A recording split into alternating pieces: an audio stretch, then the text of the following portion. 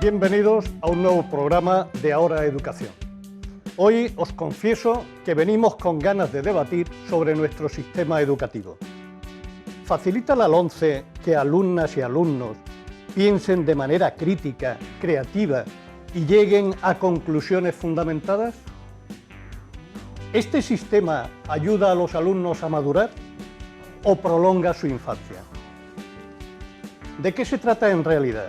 ¿De crear espacios educativos o de mantener el orden a toda costa? ¿Hay auténtico diálogo con los profesores a la hora de introducir cambios significativos en el sistema o se trata de una imposición pura y dura? Pues bien, hoy nos hemos reunido con un grupo de profesores de secundaria y bachillerato simplemente a pensar si el rumbo educativo que llevamos nos conduce a la formación o a la deformación. Esperamos abrir un debate que nos ayude a reflexionar y a encontrar caminos de salida. En nuestro debate contamos hoy con don José Antonio Morán, profesor de filosofía. José Antonio, bienvenido, gracias por estar aquí. Muchas gracias por la invitación y esperemos estar a la altura. Seguro que sí, seguro. Contamos también con doña Silvia Morilla, profesora de matemáticas. Silvia, bienvenida y muchas gracias por estar aquí. Y contamos con don Roberto Guisado, profesor de historia. Roberto, bienvenido y muchas gracias por estar aquí. Muchas gracias a vosotros por recibirnos. El debate en el que vamos a entrar funciona de una manera muy fácil. Yo iré planteando preguntas concretas a cualquiera de vosotros, pero si queréis entrar en alguna de las reflexiones, podéis hacerlo con absoluta libertad. Antes de empezar este debate, me gustaría presentaros las opiniones que hemos recogido de algunos profesores. Adelante, compañeros. Cuando debatimos sobre leyes educativas y en general sobre educación, lo que estamos discutiendo es qué tipo de sociedad queremos para el futuro y qué tipo de ciudadanía en general queremos para el futuro y de hecho qué tipo de futuro queremos, porque ahí nos estamos jugando qué decisiones vamos a tomar respecto a los problemas que tienen que ver con todo el planeta, problemas globales. Entonces, con la ley que tenemos ahora mismo, la LOMCE, tenemos una ley que en mi opinión dibuja un futuro hecho a medida de las grandes élites económicas y financieras, de manera que el alumnado y los estudiantes que salen del sistema educativo son estudiantes que no van a cuestionar en absoluto cómo va a ser el sistema económico y hacia dónde nos lleva este sistema económico. El hecho de que se eliminen ciertas asignaturas, por ejemplo, ciertas materias que deberían hacer que el individuo se desarrollara no solo desde el punto de vista académico, sino también desde el punto de vista personal, emocional, teniendo eso, pues una cierta autonomía, lo que decía Kant, ¿no? Hay que ser mayor de edad, hay que conseguir que uno piense por sí mismo, ¿no? Sapere aude, que decía Kant también, atrévete a pensar. Eso no es lo que se está, ese no es el espíritu de la LOMCE. El espíritu de la LOMCE es todo lo contrario, es decir, individuos que tengan digamos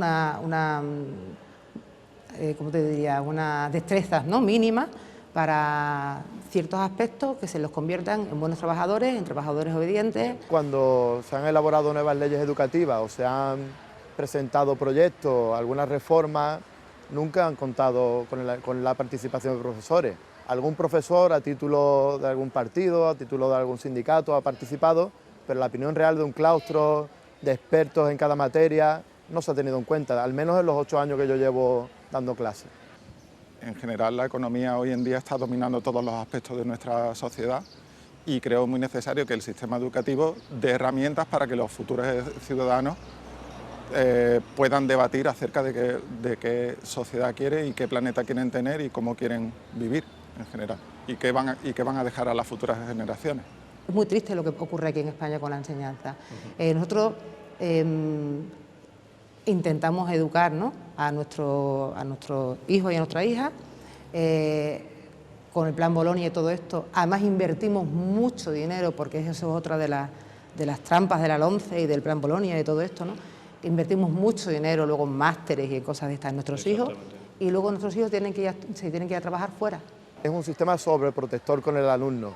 El hecho de que estén las puertas cerradas, de que haya unos horarios tan estrictos, de que pasemos lista cada hora, de que haya una agenda que los padres y los profesores tengan que estar controlando todo el tiempo, yo creo que retrasa la responsabilidad que tiene que asumir el alumnado y por tanto va retrasando su grado de madurez bastante, lo va retrasando de forma considerable. Es decir, este sistema sobreprotege al alumno. El problema es cuando llega al segundo de bachillerato y le piden una nota altísima para entrar en una carrera y ahí se le olvida toda la protección que le hemos dado durante estos años y le llega la realidad de golpe y porrazo. ¿Cómo tiene que salir un alumnado del sistema educativo? Es un alumnado que debería poder ser crítico con las situaciones que va encontrando, conocedor de sus derechos, tener capacidad para entender las propuestas que hacen desde el ámbito político, que después va a tener que votar, y un alumnado concienciado de los problemas que va a tener que afrontar la sociedad, problemas como las grandes desigualdades económicas, el cambio climático, problemas que se van a enfrentar o ellos o las futuras generaciones. El capital que tenemos humano lo estamos totalmente inutilizando, lo estamos derrochando mucho esfuerzo, estamos derrochando mucha energía, estamos derrochando mucho para que luego eso, al fin y al cabo, no tenga ningún tipo de repercusión sobre nosotros mismos, ¿no? Un poco también sin sentido, ¿eh? La LOMCE favorece una asimilación del concepto para soltarlo en el examen y olvidarlo, una acumulación de datos sin ningún tipo de criterio, de vértice crítico. Por ejemplo, en Historia de España eliminaron el comentario que había de imágenes, de textos, de gráficos, que era bastante interesante a la hora de considerar la madurez que podía haber en el alumno o en la alumna a la hora de analizar un problema, una situación histórica, relacionar, y en cambio pues pusieron una serie de preguntas cortas, una cantidad inconmensurable un periodo inmenso que no tiene sentido y que se aprendan el dato puro y duro, lo suelten y lo olviden prácticamente. Entonces es anular la parte crítica que para mí era lo importante de esa prueba de historia de selectividad, una prueba de madurez de cara a ir al instituto, a la universidad. Yo entiendo que en mi materia por lo menos se ha visto muy claro y por lo que hablo con otros colegas de filosofía o de literatura es algo parecido a lo que se ha hecho. Durante el último año y pico se está hablando mucho del pacto educativo y me parece que es un pacto del que se está excluyendo al profesorado en general. Se está poniendo en manos de expertos o de supuestos expertos, más o menos como se ha hecho con las medidas con las que se ha intentado afrontar la crisis económica, se ha dejado como en manos de expertos y que los ciudadanos no tengan prácticamente nada que decir y los principales afectados tampoco. Entonces, desde mi opinión, se está intentando imponer una serie de metodologías, de formas de trabajo en los centros escolares que, como digo, van en la línea de lo que les interesa a las élites económicas, que son las que están dominando también las políticas educativas en toda Europa. Se ha tomado como modelo la empresa a la hora de plantear el sistema educativo, en lugar de tomar como modelo la sociedad en general. Entonces, la empresa, al servirnos como modelo la empresa, se pretende que salga un alumnado flexible, que sea capaz de adaptarse a diferentes situaciones, lo cual es bastante positivo, por supuesto, pero ya no desde el punto de vista de que se olvide sus derechos, olvide su lugar, olvide sus criterios y solo se pida que tenga la flexibilidad también a la hora de salario, a la hora de horarios, a la hora de derechos laborales, en fin. Entonces, creo que es bastante negativo que fomentemos por una parte eso en el alumnado, lo que hecho a medida de lo que exige el mercado, y luego también se fomenta muchísimo el consumismo por parte de las diferentes materias. En economía siempre se plantea como una de las soluciones a las diferentes crisis que se van produciendo de forma cíclica, una de las cosas que siempre se plantean como una solución es reactivar el consumo. Entonces eso es claramente un mensaje del mercado, no se habla de reducir el consumo, reducir la contaminación, ahorrar, se habla siempre del consumismo. Es uno de los ejemplos muy claros de cómo el mercado ha tomado el sistema educativo y lo está diseñando a su medida. Y sin embargo, la apariencia que que tratamos de reflejar en nuestro sistema educativo es un sistema educativo muy democrático. Participan los alumnos, participan los padres, participan los profesores, participa todo el mundo, No. aparentemente. Aparentemente, pero a la hora de diseñarlo para que esa participación sea efectiva, pues resulta que no hay ningún tipo de democracia, no hay ningún tipo de inclusión de todos los que formamos parte, ¿no? de ese sistema educativo. Y bueno, al revés, justamente en los claustros, a los claustros cada vez se les quita, por ejemplo, más competencias, ¿no? Para que podamos nosotros decidir ciertos asuntos que tengan que ver con el funcionamiento del centro. Y poco a poco, al final, acabamos simplemente haciendo lo que la ley nos dice, porque no tenemos más remedio. Pero yo te aseguro que una gran parte de los que nos dedicamos a la docencia no estamos en absoluto de acuerdo con esas leyes. Decidimos algunas de las cosas, pero realmente reformas estructurales de funcionamiento no se deciden, vienen impuestas desde arriba. Los claustros tienen el poder de decidir dentro del margen que les deja la ley. La ley es de obligatorio cumplimiento y el poder que tiene un claustro es bastante, hoy por hoy es bastante limitado.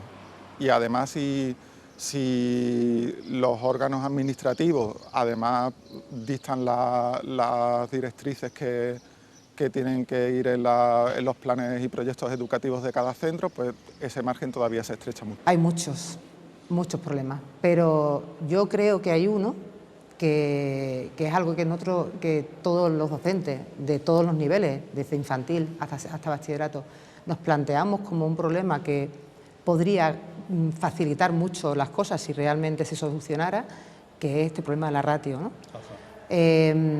Claro, en secundaria se supone que la ratio está en 30 alumnos, pero realmente al final, bueno, ahí hay un porcentaje que acaba sumándose, al final son 33, y en bachillerato pues son 35 alumnos, se supone que el máximo, pero al final acaba habiendo 38, 39 y algún año hemos tenido incluso 40 alumnos en los grupos, ¿no? Esto de la ratio es un problema que a mí me preocupa mucho y que nos preocupa mucho a todos, porque está claro que influye en la calidad de la enseñanza muchísimo. Este problema aparece también ya desde infantil. Si una maestra tiene que estar un maestro con 25 alumnos en clase de 3 años, es bastante complicado, sin ningún tipo de ayuda dentro del aula. Claro, cuando es difícil detectar los problemas de los alumnos. Mira, yo tengo este año 248 alumnos, 248. Es bastante complicado que yo pueda hacer un seguimiento personalizado, atendiendo a toda la diversidad, atendiendo a todos los problemas, todas las necesidades, todos los intereses que puedan tener 248 alumnos. Es realmente complicado. Que siempre hablamos que Finlandia, que es los resultados del informe PISA y tal, que allí, por ejemplo, en infantil, la ratio está en 14. Si hay un alumno más, entonces incluyen a otro profesor de apoyo. Aquí hemos dicho que son 25, entonces la diferencia, bueno, es abismal. Y creo que ese es uno de los problemas más graves que tenemos en la educación. Es difícil que la escuela sea la solución para todos los problemas que hay que afrontar, pero sí que puede aportar gran parte. Puede aportar pensamiento crítico, puede aportar maneras de pensar alternativas y puede aportar pues, una formación en la que se trate al estudiante como un ciudadano del futuro, no simplemente como un trabajador que va a tener que adaptarse a un sistema. Yo soy optimista, yo creo que esta generación, a pesar de la sobreprotección, a pesar del sistema en que se ve sumida, creo que tiene también muchas cosas positivas, maneja muy bien las nuevas tecnologías, tiene acceso a la información, se puede desarrollar la parte crítica. Yo creo que eso queda ya en la mano del profesorado, que por suerte todavía tenemos un sistema exigente de acceso, que tiene un filtro importante por parte de los propios compañeros, y yo creo que el sentido común, si se impone dentro de los claustros, dentro de los equipos educativos, podemos sacar algo a pesar de los pesares, a pesar de todas las leyes que nos vengan, de todos los planes, de todos los proyectos que nos intenten plantear, que se contradicen entre sí a menudo. Yo creo que sí tenemos esperanza si nos pusiéramos de acuerdo todos los profesores. Bueno, creo que para empezar nuestro debate ya tenemos bastantes opiniones. José Antonio, ¿tú crees que es necesario un debate hoy sobre educación o no? Después de lo dicho, ya muy poco podemos decir, porque lo han bordado, vamos.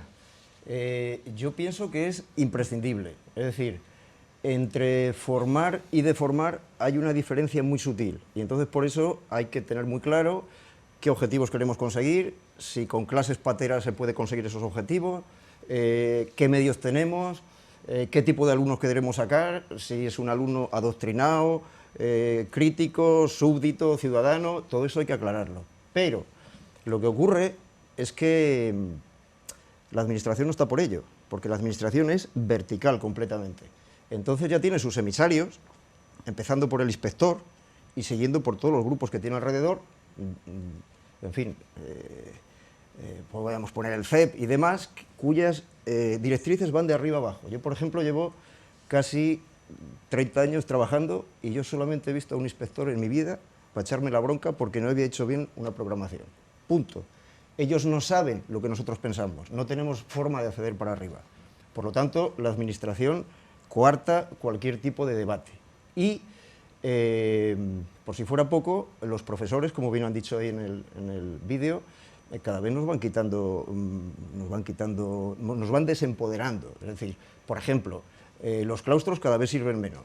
O, por ejemplo, nosotros ahora estamos de elecciones de director y ya no pintamos nada los claustros, nosotros no elegimos nada. El director, si quiere, nos cuenta la película suya, pero no podemos elegir. Entonces nos van coartando, cada vez nos van haciendo más burócratas. Llega un momento que no sabemos qué hacer. Claro, entonces como nos quitan a los profesores, alguien tiene que ocupar este lugar. Y el lugar que ocupan, el espacio que deberíamos ocupar los profesores, básicamente yo lo resumo en dos instituciones que lo están copando. Una es la empresarial, como bien se ha dicho, estamos cayendo, después creo que hablaremos de esto, en una privatización, yo qué sé, por poner un ejemplo, el AGAEBE, son empresas privadas que nos dicen lo que tenemos que hacer y a su vez funcionan a base de mandarnos a nosotros historias, porque esa es su razón de ser. Ya. Y lo que me llama la atención profundamente es que en 30 años que llevas, nunca te han pedido tu opinión sobre cómo organizar parte del sistema educativo, cómo organizar tu centro.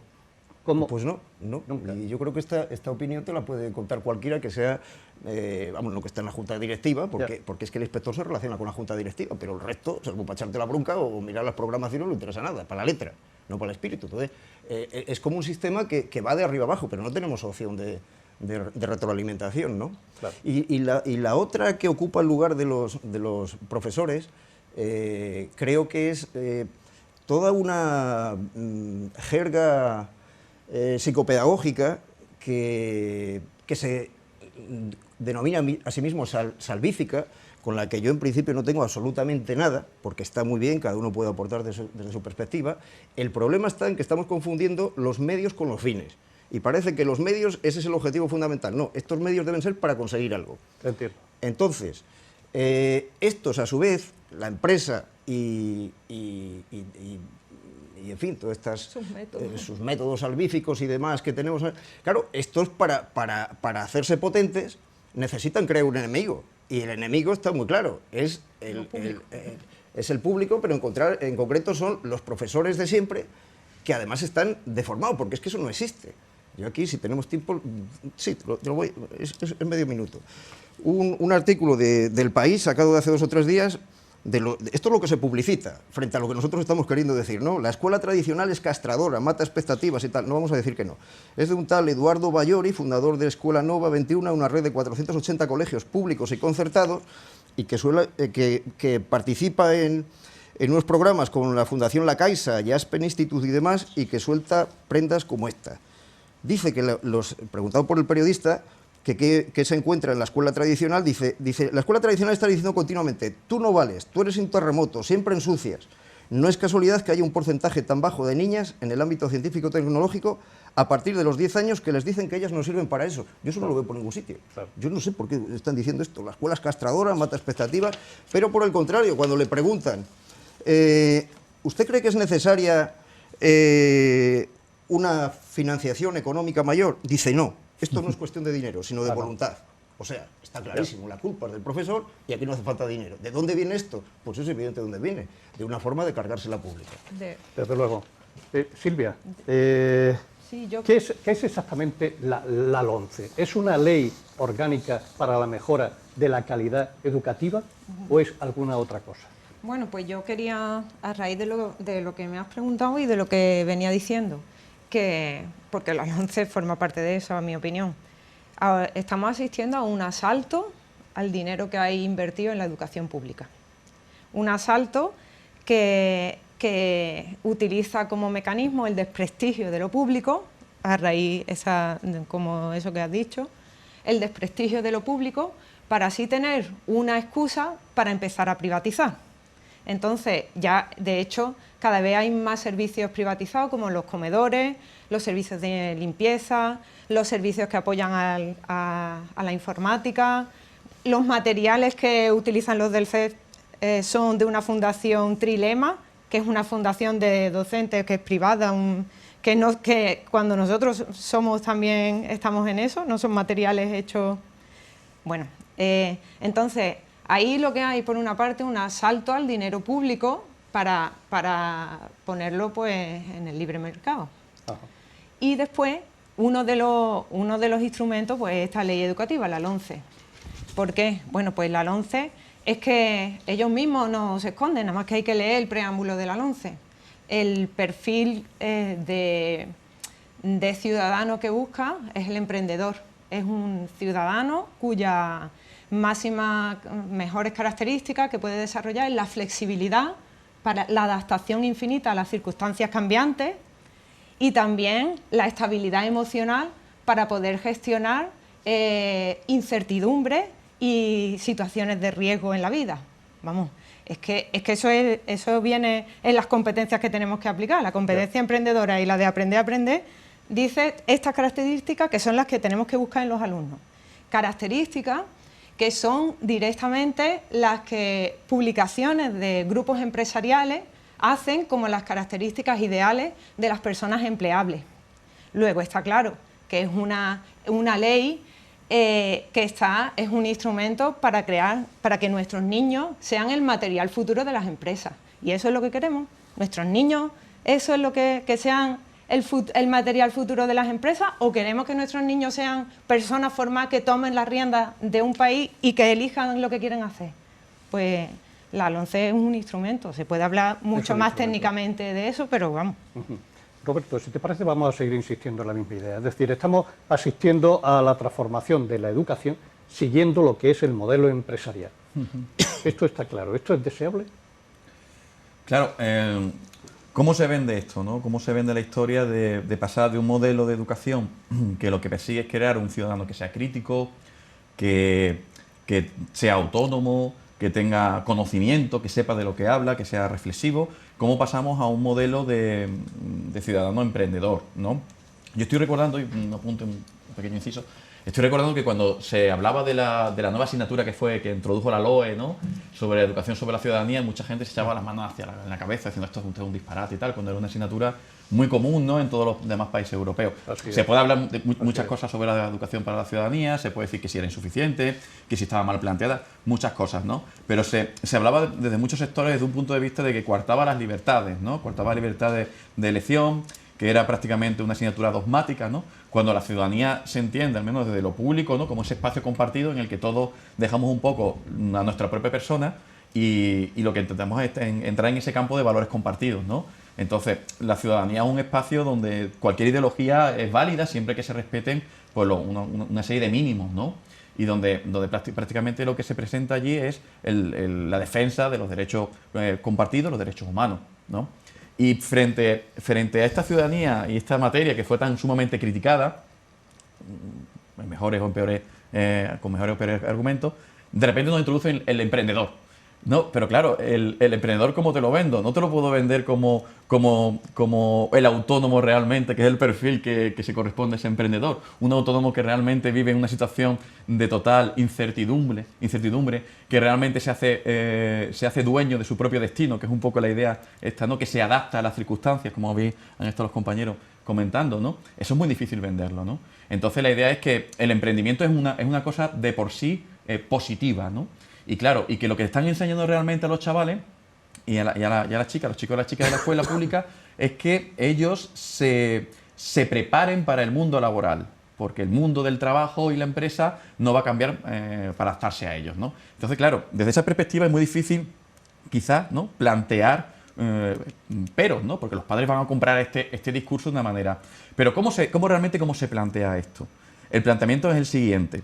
El planteamiento es que vamos a llevar a cabo una serie de metodologías que van a vaciar de conocimiento la educación, que van a facilitar el tránsito de unos cursos a otros, porque realmente los contenidos, los conocimientos no son importantes. Y ahí se introducen una serie de metodologías que vacían de esos contenidos, ¿no? Se habla de gamificar, que viene a ser una cosa así como generar mucho juego, como si a los chicos los vinieran bastante jugados de casa, ¿no?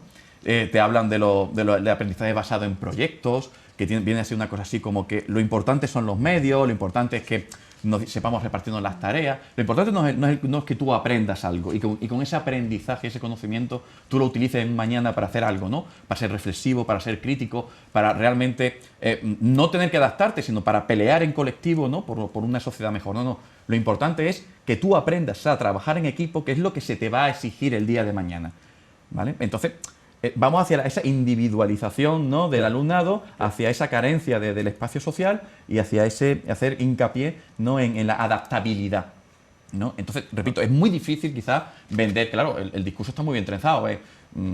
¿Cómo se critica esto? Bueno, se critica porque yo le diría a los padres directamente, sus hijos con el nuevo sistema educativo no van a aprender. Al menos hasta cuarto de eso no van a aprender. Vamos a dejar exactamente ese mensaje ahora mismo, porque aunque parezca mentira, tenemos que abrir un pequeño espacio al mundo de la empresa y un pequeño espacio publicitario, es lo que hay. Es donde tienen que estar. Es lo que tenemos que hacer. Publicidad. Eso está muy bien. No en el colegio.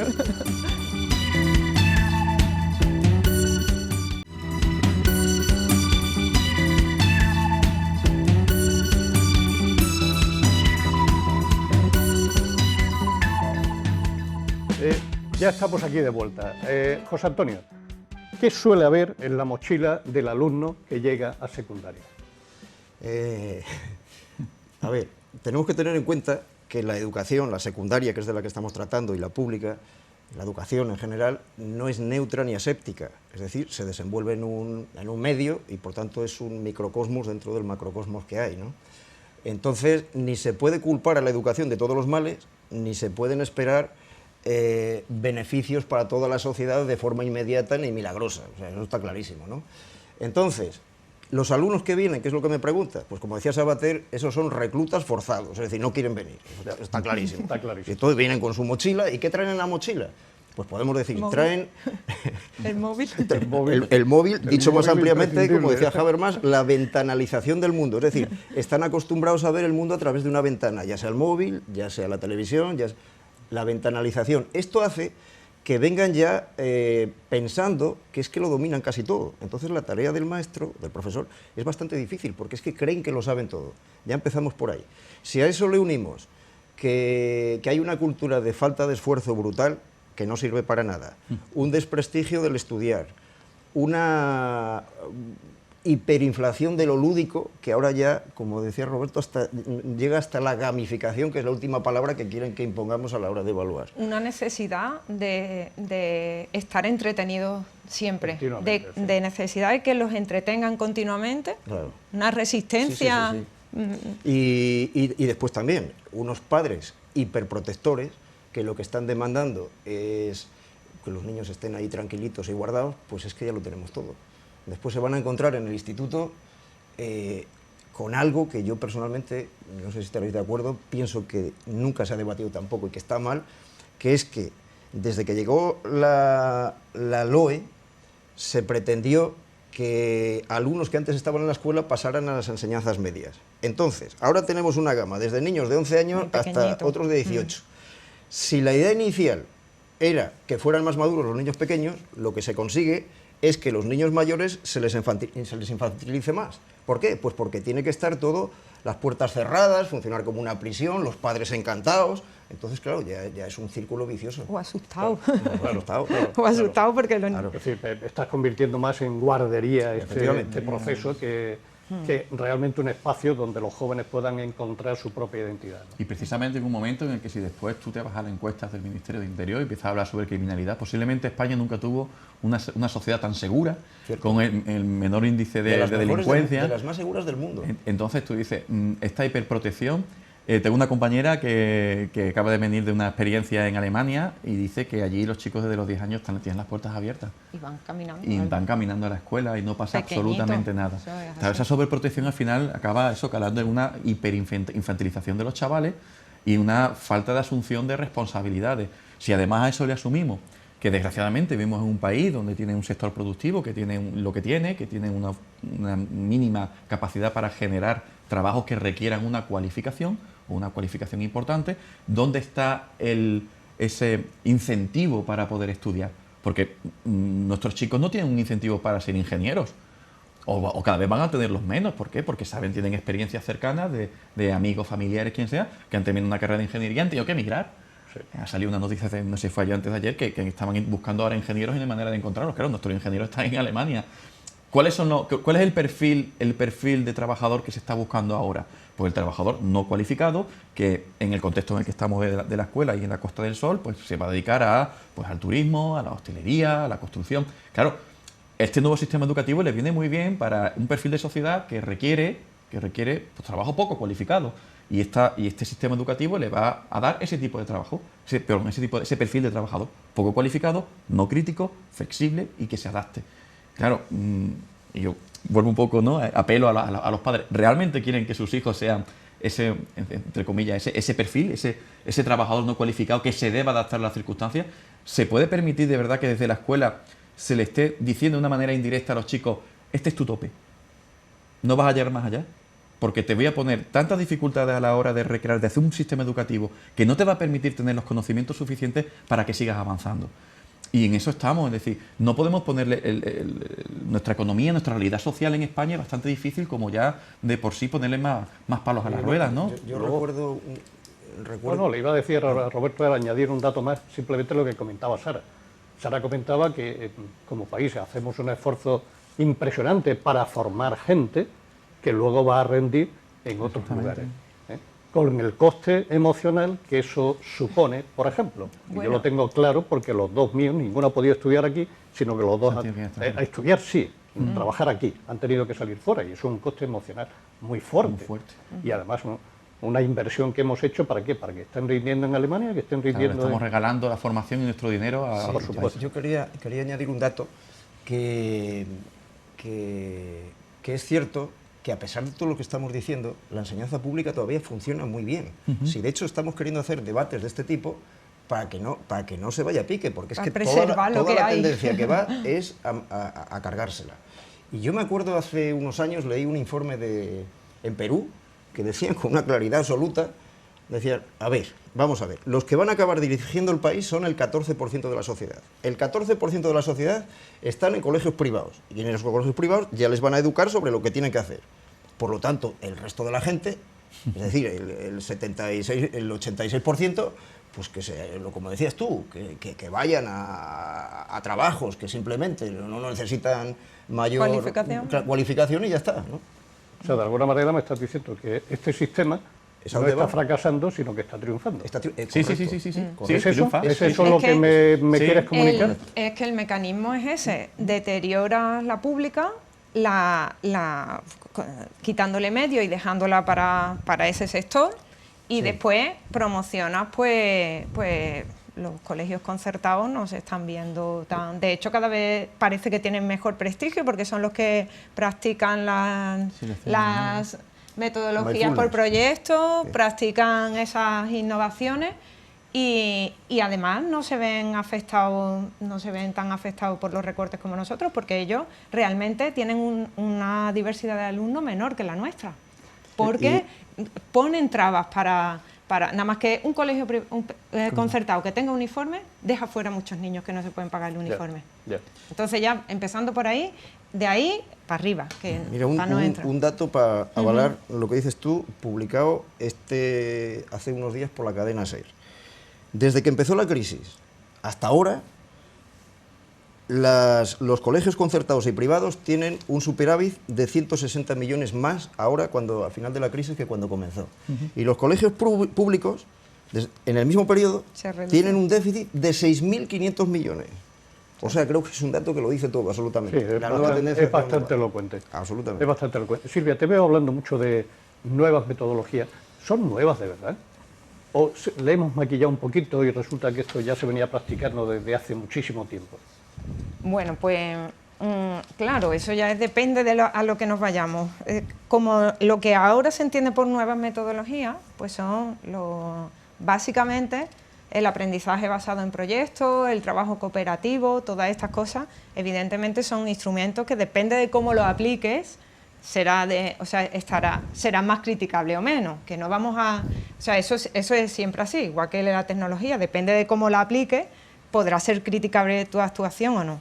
Pero es que eso, ahora lo que se está imponiendo es como la LOMCE hace un currículum basado en competencias, en estas competencias de las que hemos hablado.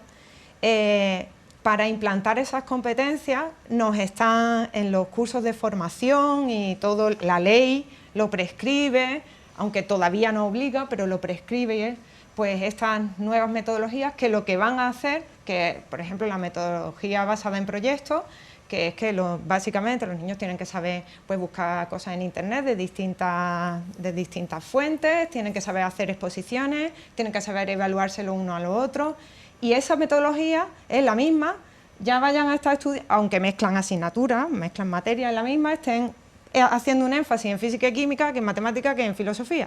¿Qué pasa? Lo que pasa es que se hace el énfasis en el proceso, en acostumbrarle a unos hábitos, y entonces a la fuerza deja de lado los contenidos. Todo esto es la teoría encima, porque en la aplicación, ahora póngase usted a aplicar eso en una clase con 35 niños, donde la diversidad es bastante aceptable y unos niños vienen con una predisposición y otros con otra. Es que es normal, cada uno trae su historia. Claro. Y todos nos van a responder de la misma manera. ¿Qué ocurre? Que eso, eso no tiene por dónde cogerlo. Entonces, ¿Qué tú crees que evaluar por competencias en secundaria, en bachillerato ahora mismo, que eso es imposible, ¿no? Bueno, sí se puede hacer. A ver, si nos metemos en algo técnico, evaluar por competencias, tal y como dice la LOMCE, es que eso es algo kafkiano. Es que sí, pero no, te lo puedo describir con todo lujo de detalle. De hecho, todavía están haciendo un programa informático en la Junta de Andalucía. Creo que va a salir ya. Sí, el aplicativo, el famoso aplicativo. Creo que sí. Que bueno, esa es otra historia. Bueno, a ver, evaluar en competencia se puede, en teoría, si quisiéramos, vamos a suponer que nos creemos los de las competencias y queremos evaluar en competencias. ¿Cómo vas a evaluar si un niño tiene una competencia científica y matemática? Es decir, que sabe aplicar un concepto científico en una realidad para sacar una conclusión. ¿Tendrá que tener medios? Pues tampoco se puede. Entonces, al final, todo eso se queda tan desvirtuado que lo único que se consigue es vaciar de contenido de la asignatura, que los niños estén acostumbrados a mirar en internet y a evaluarse lo uno a lo otro, que estén entretenidos en clase y después, ¿qué pasa? ¿Qué pasa con los fundamentos, con lo que importa? ¿Qué pasa con nuestra cultura? Los niños son herederos de nuestra... Déjamelo, que se lo voy a preguntar a Roberto. Roberto, ¿qué perfil sería deseable para vivir en democracia? El deseable, bueno, yo creo el perfil deseable, pues prácticamente el de un ciudadano que sea consciente y que sea reflexivo y que sea una persona crítica con lo que pasa en su tiempo. La palabra crítica parece que está fuera de lugar, ¿no? Pero se puede ser crítico de cualquier punto de vista, de cualquier cualquier enfoque. Y una de las cosas que a mí me molestan de todo el tema de las nuevas metodologías, que además no son tan nuevas, porque el ABP, por ejemplo, tiene 100 años, en 1918, cuando se empiezan a aplicar el aprendizaje basado en proyectos, y que se inventó además para la formación profesional, que es una cosa que se inventó en los Estados Unidos, para la escuela de oficios, y ahora de repente, bueno, pues nos meten estas cosas, ¿no? La ciudadanía es el fundamento, tiene que ser el fundamento de que nosotros busquemos como como futuro y como elemento en el que bascule la sociedad, la emancipación, la persona crítica. Está claro que si desvirtuamos, si vaciamos de contenido las materias, si prácticamente nos dedicamos a no enseñar, a entretener, pues vamos a tener muchísimos problemas. Y yo quería hacer hincapié en una cosa, y es que no a todo el mundo le afecta por igual. Porque nosotros que venimos de la pública, somos los tres de la pública, en la pública se encuentran aquellos que solo pueden disponer de la pública, no tienen otro cartucho que la pública. O sea, si la pública les falla, si no son capaces de aprender y de salir formados de la pública, no tienen recursos para ir a otros sitios.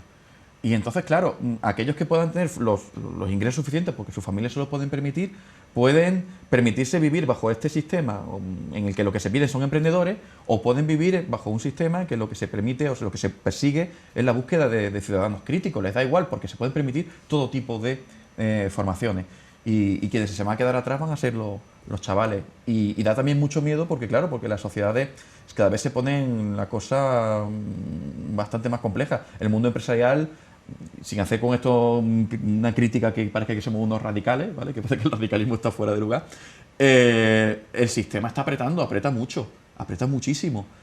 Y está claro que hace falta ciudadanos conscientes, y está claro que, por ejemplo, han dado un ejemplo extraordinario, que una de las cosas de las notas con las que yo me he quedado entusiasmado en el arranque de 2018 fue así el 8M con las manifestaciones de las mujeres, y el ejemplo tan digno que nos han dado los pensionistas saliendo a la calle a reclamar. Claro, son gente protagonistas, por un lado, las mujeres de todas las edades y los pensionistas que ya hicieron sus luchas en los años 70, y yo muchas veces digo, ¿y mis alumnos serán capaces de llegar a este punto, Sí. de ser capaces de analizar la realidad que les rodea?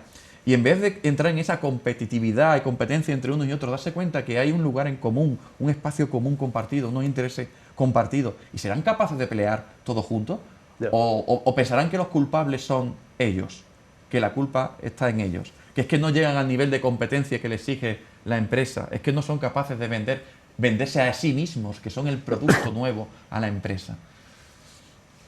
Silvia, que te he visto con muchas ganas de Perdona. intervenir. No, sí, Estabas sí. deseando Es que era y no quiero porque cortar es eso. apoyando lo que le he estado diciendo. Mira, para la democracia, el espíritu crítico, el pensamiento crítico, ¿cómo se ve ahora relegado con la nueva ley? Las materias que más pueden aportar que desarrollan el pensamiento crítico son la filosofía y la historia, que se han visto reducidas considerablemente y fragmentados sus contenidos en asignaturas de 1 hora. En segundo de bachillerato, la filosofía, que tiene 2 horas. Tiene 2 horas en Andalucía y en casi todas partes de España nada. Nada. 0. Y en comparación con las optativas de segundo de bachillerato, como la informática, que lo que se hace son las aplicaciones informáticas, bueno, lo que sea, la informática que tiene 4 horas, pero que ya viene de primero, o sea, se reducen las materias que desarrollan el pensamiento crítico, pero también se reducen las horas en las materias humanísticas como arte y literatura, que lo que fomenta es la comprensión de otros puntos de vista, la comprensión de otras situaciones de otras personas, la situación de otras personas, que también es un valor muy importante para vivir en democracia, el respeto a otras opiniones y el saberse poner en el lugar de otras personas, para tú poder vivir, afrontar una diversidad que evidentemente tenemos. Diversidad ya no solo de caracteres personales, sino culturales, porque convivimos con distintas culturas en el mismo espacio. Claro. Entonces, eso no se fomenta reduciendo literatura, artes, historia y filosofía y aumentando la tecnología. No es así. No es así. Además, simplemente un inciso. Me llamó muchísimo la atención, hablando de historia, que la historia es una herramienta social poderosísima. Me llamó muchísimo la atención que en una reunión de profesores de historia, donde había 400 y pico profesores, después de plantearnos lo que nos habían planteado, nadie se levantara para decir, esto no es el camino, por aquí no vamos. Preguntaban datos, oiga, ¿y va a entrar esto? ¿Y va a entrar aquello? Me llamó poderosamente la atención, porque no estoy hablando de alumnos, estoy hablando de profesores. En fin, era un inciso porque es algo que tengo todavía ahí. Porque hemos interiorizado el sistema, ¿no? Sí, es algo que es no una forma entiendo muy bien, ¿no? de anestesia, ¿no? Otra forma de decirlo es que estamos dejando atrás lo que eran los principios, las bases de la educación, que son las bases ilustradas, que para bien o para mal son las bases que nos vienen del siglo XVIII, donde hay que formar al individuo autónomo, donde tiene que ser crítico, donde tiene que tener una serie de conocimientos, y ese modelo lo estamos cambiando por un modelo empresarial. Y el modelo empresarial lo que le interesa es un ciudadano, no ciudadano, sino súbdito. Cuanto más acrítico sea, mejor, porque así mejor admites el mensaje obediente de compra o vota o lo que sea. Es muy curioso que, yo no sé si vosotros tenéis la misma sensación, estando con chavales que en un año, desde que tenemos nosotros, van a votar y tienen una educación nula prácticamente. Política nula. Nula a nivel político. No está en el nula. currículum. No saben distinguir cosas. ¿Qué es la izquierda y la derecha? Y entonces lo que tú decías, Paco, ¿esto es fracaso o éxito del sistema? Sí. Yo creo que el sistema que está detrás está triunfando. Yo creo que porque nos está diciendo... Está triunfando. Está triunfando, y claro. Y tendremos que hacer muchos programas como este para ver si de alguna manera logramos iniciar una reflexión, aunque sea una reflexión. Es decir, necesitamos realmente ciudadanos. Eso es lo que necesitamos, no súbditos. Pero, José Antonio, dentro de un instituto, la libertad se puede aprender con ese parecido que tú establecías entre el instituto y la cárcel. Sí, claro, es muy difícil que pretendamos decir tenemos que enseñar en libertad. Y claro, tú llegas allí y un instituto, si se parece a algo, se parece a una cárcel. Un sistema de rejas, cámaras, primero pasas por los timbre, primero pasas por los conserjes, después, una hipervigilación, siempre la tutorización continuamente, querido por los padres también. Entonces, ¿cómo se enseña autonomía entre rejas de esta manera, no? Y ya lo peor es cuando está masificado, cuando la cárcel, el instituto está masificada. Yo el otro día estaban unos alumnos míos saliendo de clase, que tengo 39, y estaban otros esperando a entrar al aula y decían, anda, una clase patera. ¿Verdad? Una clase patera. ¿Qué pueden enseñar ahí? Y pocos problemas hay, porque los chavales en realidad son buenos, porque cuando están así de hacinados, en realidad los problemas de disciplina los hay, evidentemente, pero es que eso poco hay para...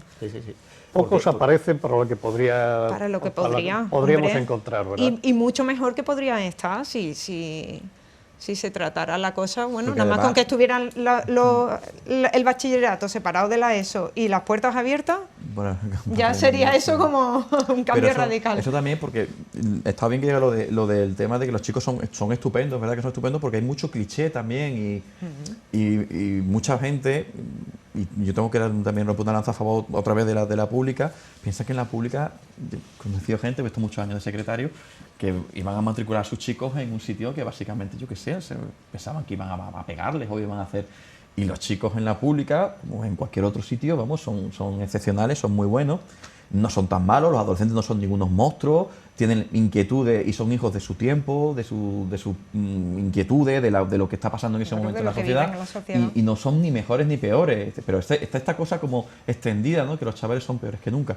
Y tampoco los profesores parece que nos hacen un cliché también desde esas escuelas pedagógicas y metodológicas. En blanco y negro y en con la blanco tiza. y negro, y parece que estamos en la escuela de Franco y pegándole a los chicos con las reglas aquí en los dedos y estas cosas. Y aprender de memoria impidiendo que las niñas estudien. Y como si fueran las escuelas coránicas en las que si tú no te aprendes ahora... Por favor, que vengan yo al no he visto instituto. las relaciones, además, aparte que es imposible, la relación entre los profesores y los alumnos, en general mi experiencia, y cualquiera puede preguntar por el centro donde trabajo, son súper flexibles, o sea, son hijas de la propia sociedad.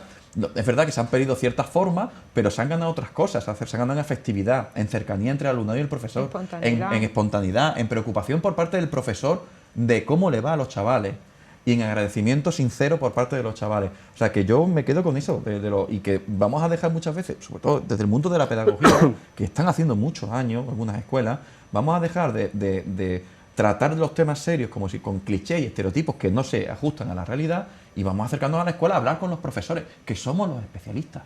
Somos los especialistas. Ahí está. Ahí está. La verdad es que no sé si os habéis dado cuenta, pero nos hemos quedado sin tiempo.